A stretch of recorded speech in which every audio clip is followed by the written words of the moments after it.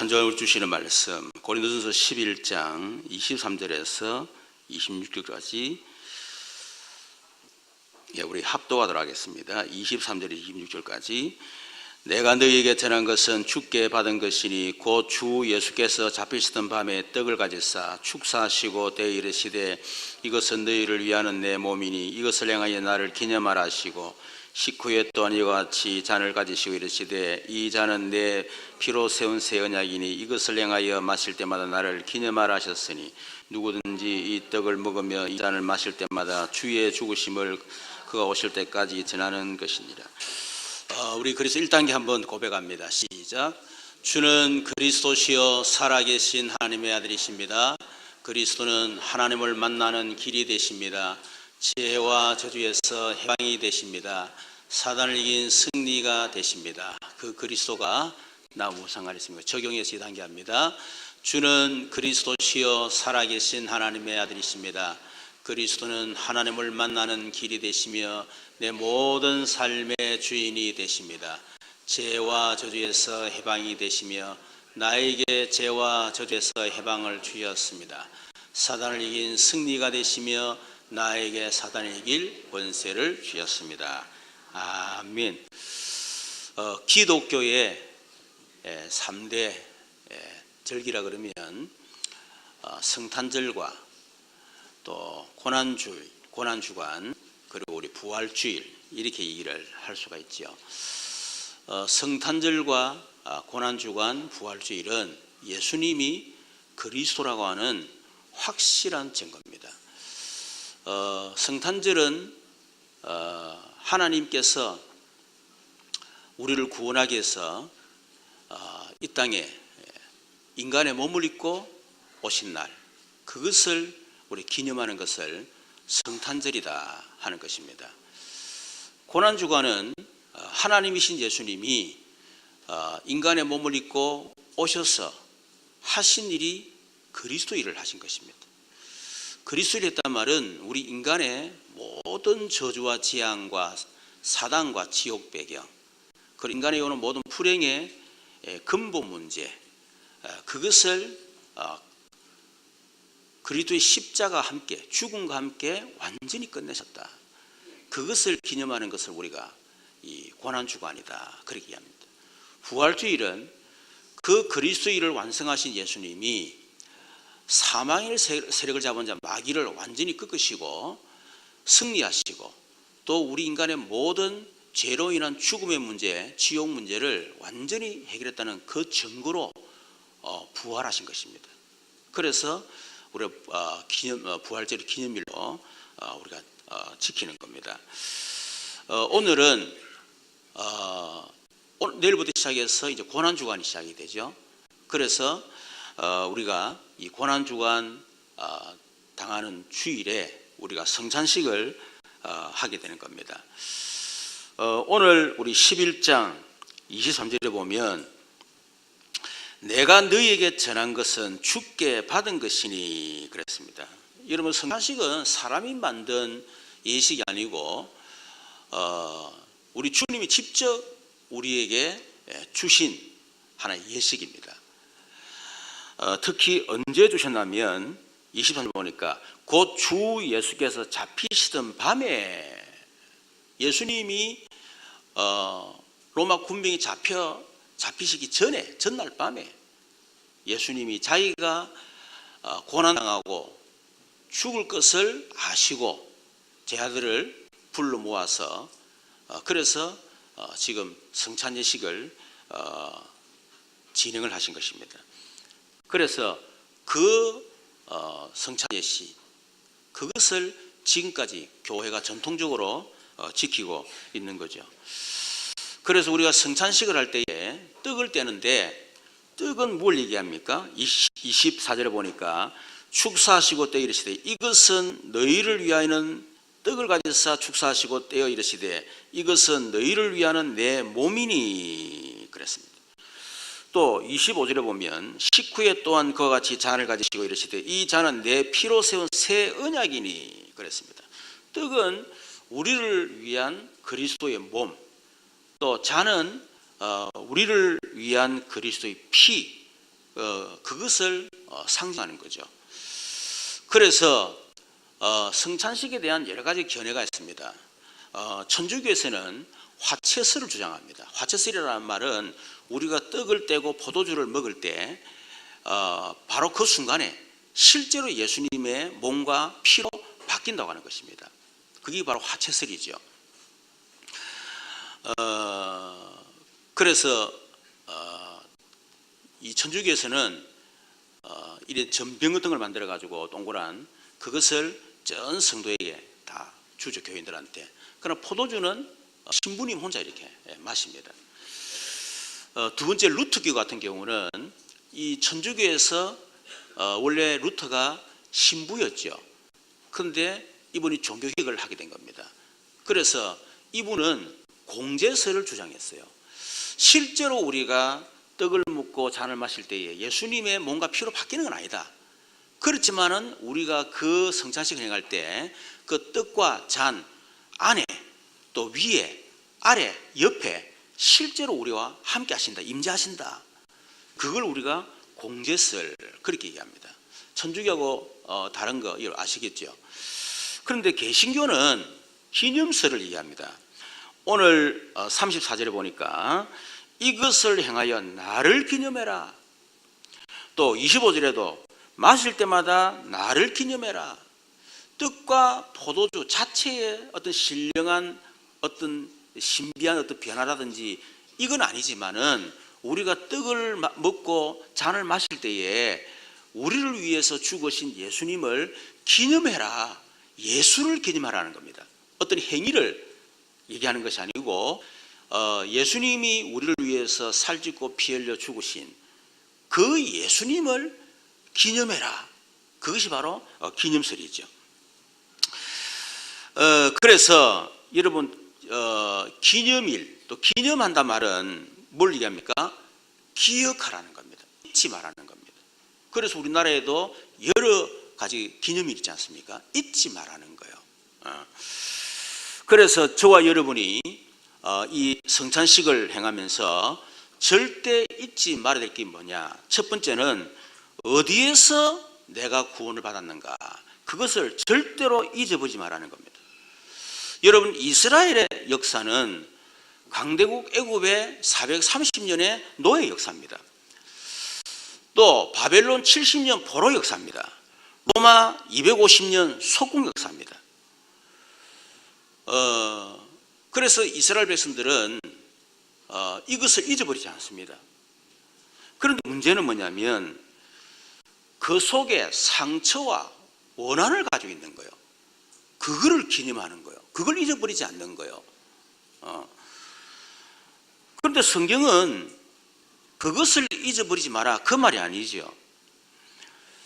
여러분, 그것을 잊어버리는 날 이스라엘 백성이 또다시 애굽의 노예로 또 포로로 또 속국으로 되기 때문에 그래서 잊어버리지 말라는 겁니다. 그게 상처가 되고 원한이 되기 때문에 잊어버리지 마라 그 말이 아니고 그걸 잃어버리면 또다시 노예 포로 속국이 되기 때문에 잊어버리지 마라. 인도의 어느 할머니가 이렇게 묵은 짐을 지고 머리에 이고 가시는데 영국의 어떤 군인이 보고 할머니 보고 할머니 제 차에 타십시오. 제가 모셔드리겠습니다. 그러냐. 잠시 딱 생각하더만은 나는 탈 수 없습니다. 아니 할머니 왜요? 타시죠? 안 됩니다. 내가 타면 우리 후손들은 영원히 영국의 식민지가 될 수밖에 없습니다. 그래서 나는 절대로 탈 수 없습니다. 참 연세 드신 할머니지만은 뭔가 역사의식이 있는 거죠. 그렇죠. 노예 포로 속국 그것을 잊어버리면 또다시 그 반복되는 삶을 또 살아야 된단 말이에요. 그래서 잊어버리지 마라 하는 겁니다. 여러분, 저와 여러분도 마찬가지지요. 우리가 어디서 구원받았는가? 그것을 잊어버리지 말라는 겁니다. 그래서 우리 인생 12가지 문제 우리가 너무나 잘 알고 있습니다. 사단의 3가지 올무에 걸려 지금까지 살아왔습니다.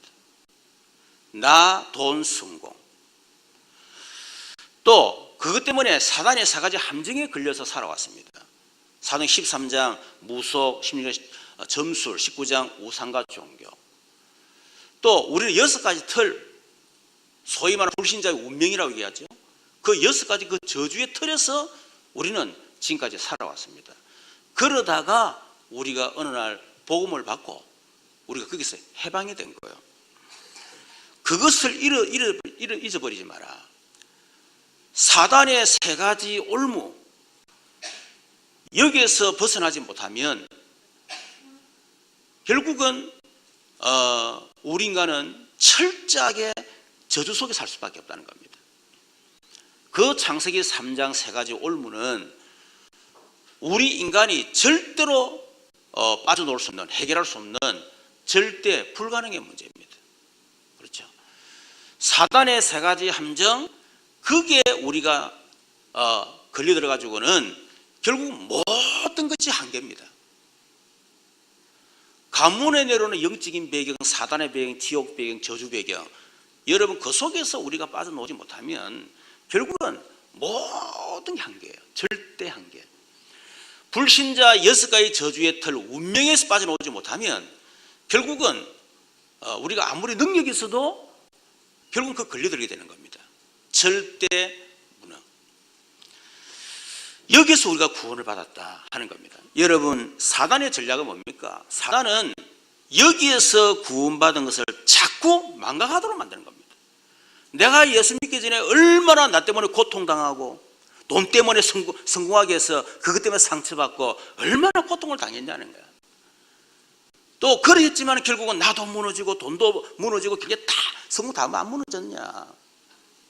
그런데 또다시 그걸 잊어버리고 또 사단의 그 3가지 올무에 들어가려고 하느냐 그 말이에요. 잊어버리지 말라는 겁니다. 두 분 다 속지 말라는 거예요. 그 때문에 사단의 함정에 걸려 지금까지 우상숭배와 귀신 섬기고 그렇게 하지 않았습니까? 그걸 잊어버리지 말라는 거예요. 또 어리석게 예수 믿고 난 뒤에 응답 못 받으니까 혹시나 내가 또 그렇게 하면 되지 않겠냐. 그 과거에 각인되어 있는 사단의 각인, 불이 그 체질 때문에 자꾸 돌아간다 그 말이에요. 사단의 6가지 틀, 결국 그 운명에 잡혀서 우리가 결국 어느 날 그 운명의 시간표에 우리가 철저히 지금 당하면서 살아오지 않았습니까? 다시 그 속에 들어가려고 하느냐 그 말이에요. 잊어버리지 말라는 겁니다. 오늘날 우리가 복음을 계속 듣고 사실은 우리가 말씀을 그래 듣지만요, 우리는 자꾸 망각합니다. 그렇죠? 또 우리가 은혜 받고 말씀 받고 예배 드리고 나는데 또다시 우리는 여전히 인생 12가지 사단의 그 문제에 또 걸려서 그렇게 또 살아간다 그 말이에요. 그래서 그것을 잊어버리지 마라 하는 겁니다. 두 번째는 어떻게 구원받았는가를 잊어버리지 말라는 겁니다. 하나님께서 우리가 사단의 3가지 절대 불가능의 문제인 사단의 올무 3가지 올무, 또 절대 한계인 사단의 3가지 함정, 또 절대 무능의 사단의 6가지 운명의 틀, 거기에서 살지 않도록 하나님께서 우리에게 메시아를 약속하신 것입니다. 우리 인간이 스스로 사단의 올무 함정 틀에서 빠져나올 수 있으면 하나님이 우리를 그냥 열심히 해봐라, 최선을 다해봐라, 바르게 살아봐라, 한번 돈도 벌어보고 성공도 해봐라, 그렇게 하실 건데 하나님은 그렇게 하지 아니하시고 창세기 3장 15절 여자의 후손을 약속하셨습니다. 그 여자의 후손이 와서 우리 인간의 모든 죄와 저주를 그분이 대신 담당하시고 그리고 사단의 머리를 완전히 박살낼 것을 약속하셨습니다. 그래서 출애굽기 14장 13절 이 언약을 잡은 모세, 이스라엘 백성들이 유월절 어린 양의 피 바르는 날 그 바로 애굽의 강대국 애굽에서 그 애굽을 통치하는 그 잔인한 바로 왕에서 그리고 430년의 노예의 저주에서 영원히 해방이 된 겁니다. 여러분, 지금도 마찬가지죠. 지금도 우리가 살고 있는 이 세상, 이 세상에서 우리가 얼만큼 사단의 12가지 문제에 걸려서 우리가 살아가고 있습니까? 그렇죠. 이유가 뭐냐? 이 세상의 임금, 이 세상의 왕이 바로 사단이기 때문에.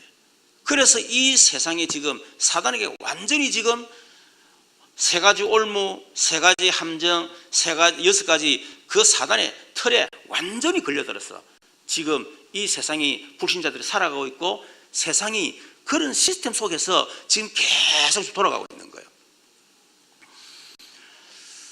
여러분, 제가 중국 갔을 때, 그때 미국의 이 경제 문제 터지면서 우리나라가 엄청난 그런 또 타격을 받았죠. 그때 제가 중국 가서 기도했습니다. 하나님, 왜 세계 경제가 이렇게 어렵습니까? 그 세계 경제 어려운 건 내가 무슨 상관 있노? 근데 제가 기도했어요. 하나님, 도대체 왜 세계 경제 어렵습니까? 그러니까 하나님이 제게 이런 생각을 주셨어요. 그게 바로 창세기 3장 경제 시스템이다. 그 생각을 주시는 거예요. 원래 인간은 창세기 1장 27, 28절 하나님의 은혜와 하나님이 주시는 복으로 살도록, 그런 시스템 속에 살도록 그렇게 하셨는데, 아담과 하와가 사단에게 속아가지고 하나님 만든 경제 시스템이 아니라 그것을 거부한 겁니다. 지가 하나님 되려고, 하나님 은혜, 하나님 주신 복 필요 없다는 겁니다. 내가 열심히, 내가 주인 돼서 내가 최선을 다하면 그렇게 살면 되는 거지, 무슨 하나님이 나를 도와준단 말이냐. 하나님의 경제 시스템을 완전히 거부해버린 거예요. 여러분, 그 결과로 온 것이 결국은 이 땅의 저주재앙이요, 결국 현재 이 경제 시스템이다. 그걸 깨닫게 해주시는 거예요. 그래서 내가 하나님 앞에 기도했습니다. 하나님, 그렇다면 저는 더 이상 세상의 그런 시스템 가지고 저는 앞으로 살지 않겠습니다. 왜냐하면 그거 가지고는 제가 무슨 세계보고 맡겠습니까? 그거 가지고는 할 수가 없습니다. 하나님이 주시는 그 경제 시스템을 통해서 제가 하나님 앞에 앞으로 세계보고 하며 살겠습니다. 제가 그 기도를 하게 된 거예요. 여러분, 하여튼 그 기도하고 제가 왔는데, 그때 유 목사님이 이 학개서 2장 말씀을 하시면서요, 이제 바벨론에서 포로에서 올라와서 지금 아직까지 집도 없고 뭐 여건이 전혀 안 되는데도 하나님이 산에 가서 나무를 잘라다가 성전을 건축해라, 내가 하늘 땅 바다 열방을 진동하리라, 두려워하지 말라, 그 말씀하시면서 첫 번째 우선순위 바꿔라, 두 번째는 네 소위를 다시 돌아봐라, 그리고 두려워하지 말라, 이 말씀을 딱 주시는 거예요. 그래서 제가 내 자신을 이렇게 소위를 돌아본 겁니다. 야, 지금 경제가 어렵다고 해서 그 당시 우리 RUTC 헌금 제가 매달 그 50, 얼마였지? 50만 원씩인가 80만 원씩인가 하여튼 계속 제가 이렇게 하고 있었는데, 어렵다고 제가 그걸 안 하는 거예요. 그래서 야, 참 내 소위가 악하구나. 내가 있다고 하고 없다고 안 하고, 그게 뭐 내가 하나님 믿는 거냐. 하나님 믿는다는 것은 약속을 지키는 것이고 또 믿음으로 우리가 하는 거지, 어렵대서 내가 안 하고 그건 내 형편 따라 하는 거 아니냐, 내가 내 형편 따라 하나님 섬기는 거 아니냐, 내가 너무 지금 악하구나, 내가 그 생각을 하게 된 거예요.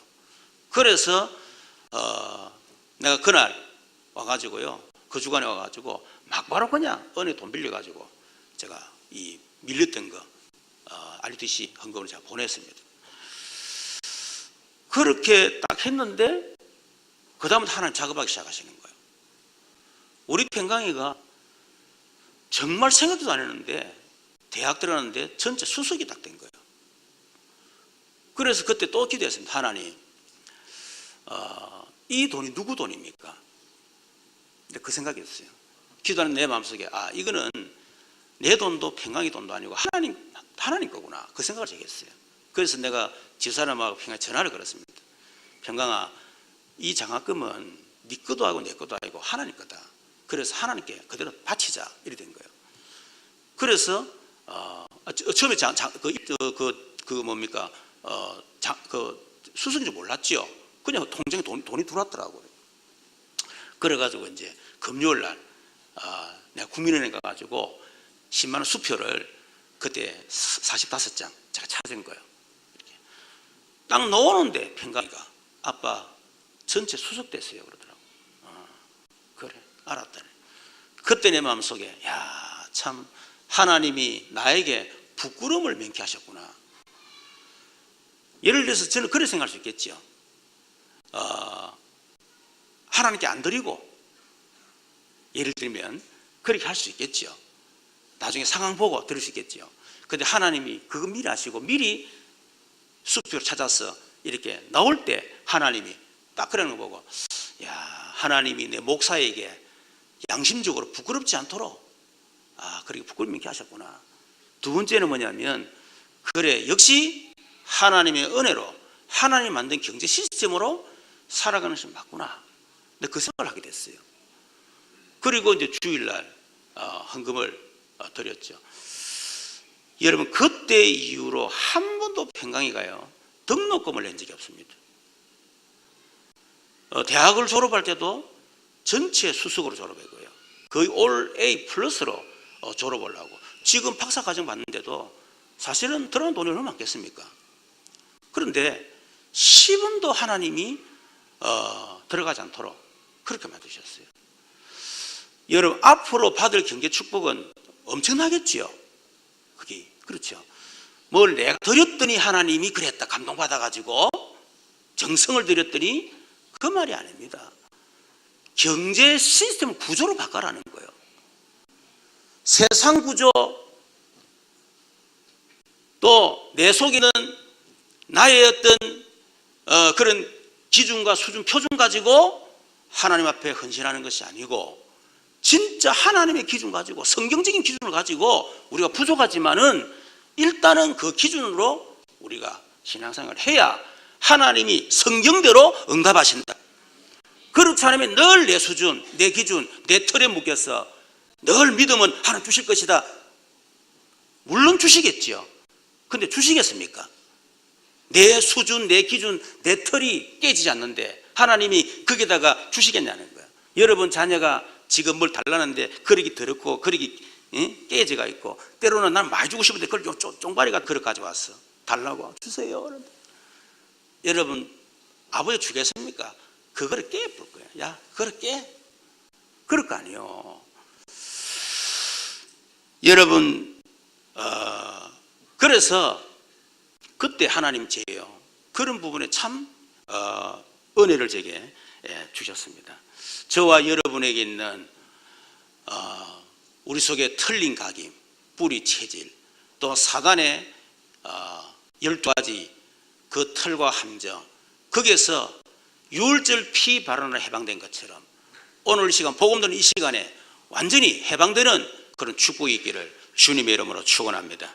절대로 우리가 세상 속에 있지만은 우리는 세상 속에 살면 안 됩니다.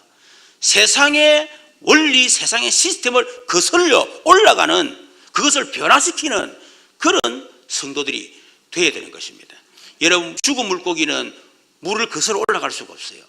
그러나 살아있는 고기는 물을 거슬러서 올라가지 않습니까? 구원받은 성도, 정말 살아있는 성도는 세상 속에 살지만은 세상의 그 12가지 사단의 틀에 묶여 살아가는 것이 아니고 오히려 거슬러서 막 살아 올라가는 거예요. 여러분 이사야 7장 14절 언약 붙잡는 날 출 바벨론의 역사가 일어난 것입니다. 여러분 그 구약의 약속된 메시아 그 언약이 성취가 됐습니다. 마태복음 16, 16절 베드로가 말합니다. 너희들은 나를 누구라 하느냐? 주는 그리스도시요 살아계신 하나님의 아들이십니다. 예수님이 바로 우리 인간의 근본 문제 사단의 12가지 문제를 해결하러 오신 그리스도시요, 예수님이 바로 창세기 3장 15절 여자의 후손, 출애굽기 3장 18절, 출애굽기 14장 13절 유월절 피, 양의 피 그 주인공이시요, 이사야 1장 14절 그 임마누엘의 그 주인공이 바로 당신이십니다.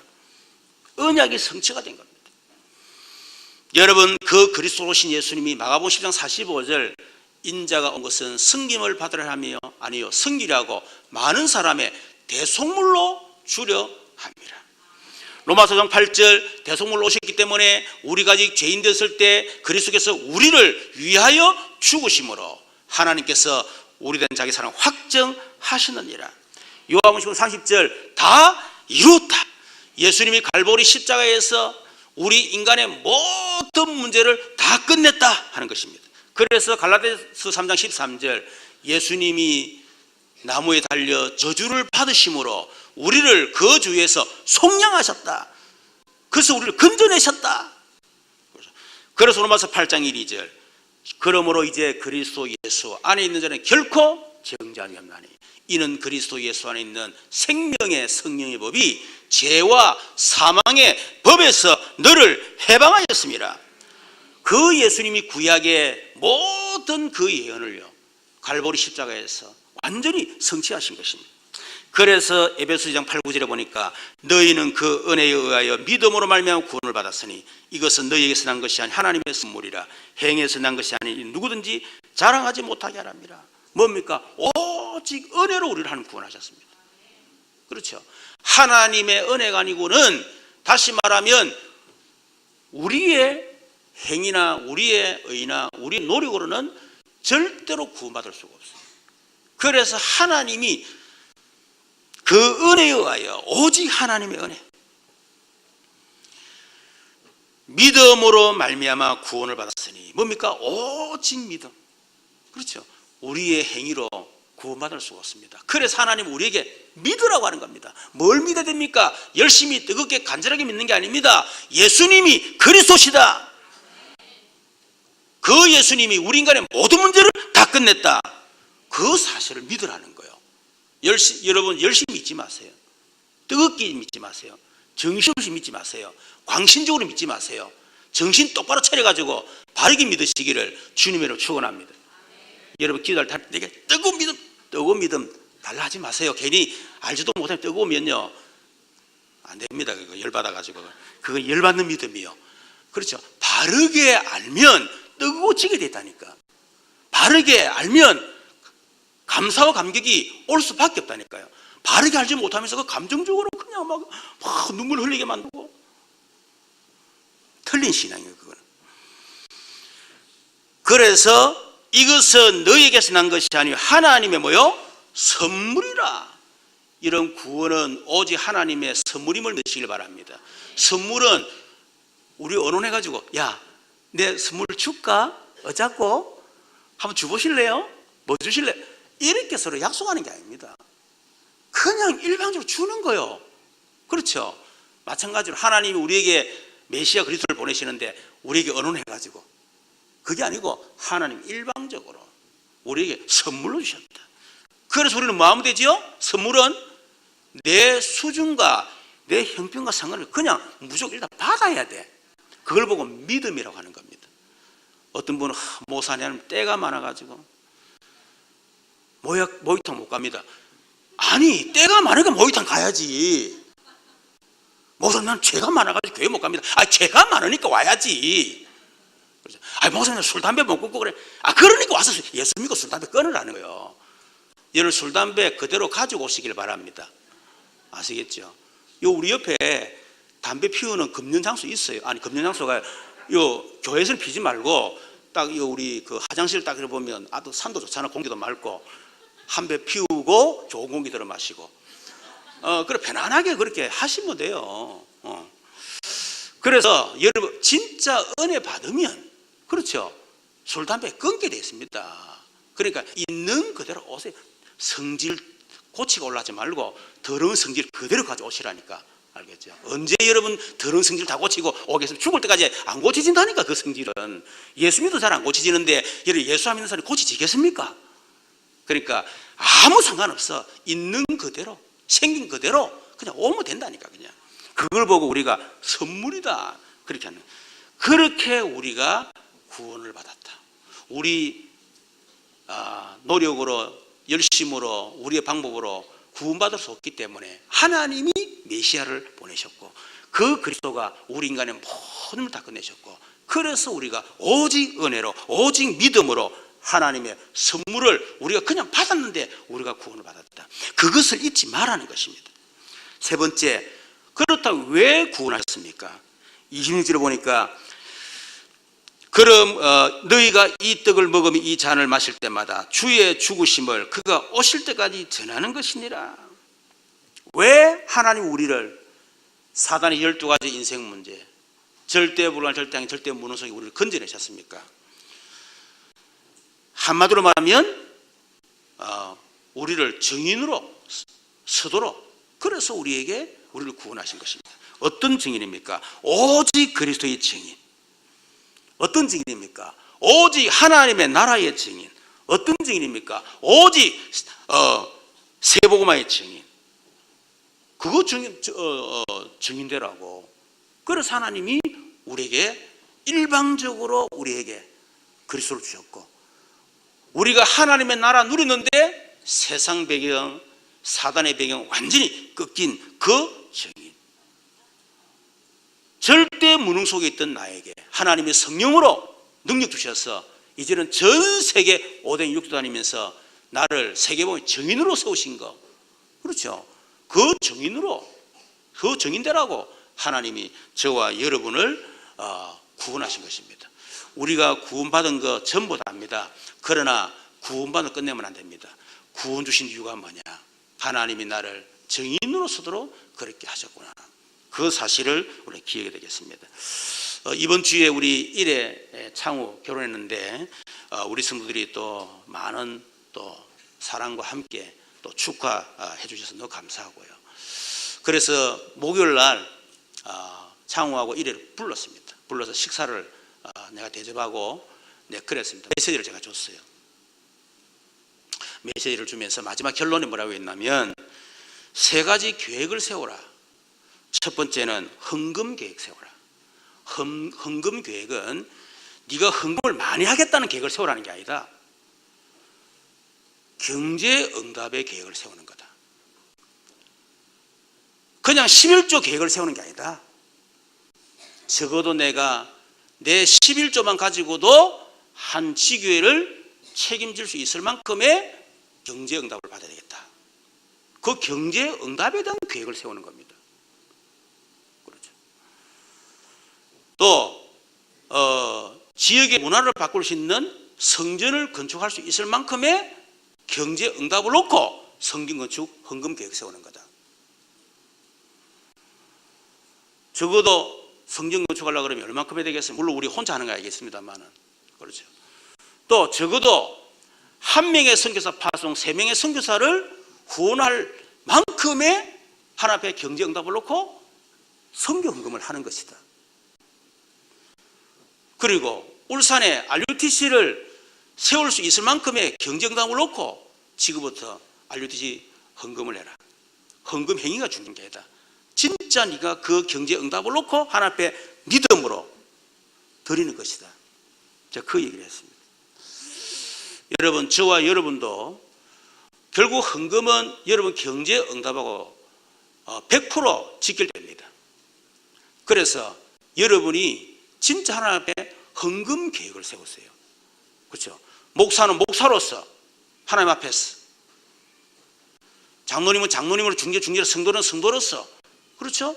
또 여러분의 어떤 믿음의 분량만큼 또 응답을 받을 그런 그걸 놓고 여러분 믿음으로 여러분 헌금 계획을 딱 세우는, 그걸 놓고 하나님 앞에 믿음으로 우리가 들고 여러분 도전하는 것입니다.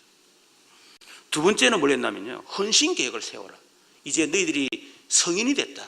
스스로 판단하고 스스로 결정해서 신앙생활을 해야 된다. 이제는 지금까지는 그냥 교회에 왔지만은 이제는 어른이기 때문에, 가정을 이루는 어른이기 때문에 이제는 내가 교회를 해서 어떤 분야에 내가 헌신할 것이냐, 그거를 생각하고 교회를 위한 헌신을 계획을 세워라. 그 얘기했습니다. 그 내가 창우한테는, 창우 니는 진짜 발라드 끝내주게 부른다. 성가대라, 성가대. 그래, 성가 찬양할 때 발라드로 불러라 내가. 어제 보니까 노래 부르는데 애가 원래 그 노래방 같이 가보니까요 아주 분위기가 잘 불러요. 근데 어제는 좀 많이 떨리는가 봐. 그리고 엄정이 불안하더라. 그 내가 오늘 네 엄정 좀 불안하더라. 내가 그래 얘기했는데, 그리고 하나님 주신 달란트도 있잖아요. 그렇죠. 뭐 성가대면 성가대, 교사 교사, 뭐 청소 청소. 우리 교회에 많은 여러분의 손길이 필요한, 헌신이 필요한 요소들이 굉장히 구석구석에 있습니다. 그래서 여러분이 보시고 내가 어디에 내가 하나님 앞에 교회를 헌신할 것이냐, 헌신 계획을 세우라. 세 번째는 미래 계획 세우라. 미래 계획이 뭐냐? 앞으로 네가 어떤 미래 중재가 될 것이냐. 로마서 16장 그 언약 속에 어떤 미래 중재가 될 것이냐. 미래 계획을 세우라. 그래서 적어도 내가 진짜 보호자 동의 십주인으로서 내가 어떻게 멋있는 중재 될 것이냐. 그걸 계획을 세우고 지금부터 이제 결혼식 하라. 그런 예였습니다. 이것은 우리 일회와 창후만의 문제가 아니고 저와 여러분에게도 동일하게 세 가지 계획이 필요하다. 그런 생각이 됩니다. 그래서 한 주간 이런 고난종을 당하면서 예수님의 그 고난과 죽음을 여러분 기억하시고 여러분에게 진짜 하나님 주시는 최고의 은혜가 임하는 그런 주간 되기를 주님의 여러분 축원합니다. 지금은 우리 주 예수 그리스도의 크신 은혜와 우리 하나님 놀라우신 사랑과 성령님의 내누교통 충만 역사하심이 예수님의 고난과 죽음을 통해서 우리에게 주신 구원의 놀라운 은혜를 우리가 회복하고 이제는 증인으로 서기로 결단하는 우리 모든 성도들 머리, 이들의 가정과 업과 자녀들, 또 우리 성도들의 미래와 또 이 나라 민족 전 세계 교회 위에 또 이게 오늘 오지 못한 성도들과 출타 중에 또 여러 가지 질병 가운데 있는 우리 모든 성도들에게 지금 영원토록 항상 함께 계실지어다.